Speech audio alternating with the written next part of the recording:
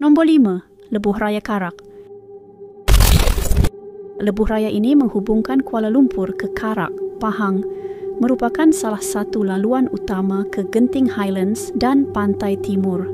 Ianya dibuka sejak 1977 dan pernah menjadi saksi kepada pelbagai tragedi hitam dan menjadi antara lebuh raya dengan rekod kemalangan maut tertinggi di Malaysia. Tragedi yang paling dikenang sehingga ke hari ini ialah kemalangan ngeri yang berlaku pada 28 Februari 1990 melibatkan trak FRU dan 11 kenderaan yang lain yang meragut 11 nyawa anggota FRU dan 4 orang awam. Nahas di Teluk Intan itu mengimbau semula kenangan pilu buat anggota yang terselamat dalam tragedi hampir sama di lebuh raya Kuala Lumpur Karak pada 28 Februari 1990. Tragedi itu mengorbankan 15 orang termasuk 11 anggota FRU.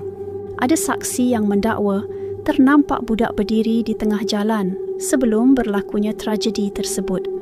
Kisah kereta Volkswagen kuning tanpa pemandu yang muncul secara tiba-tiba menjadi kisah seram urban legend paling lama di lebuh raya Karak.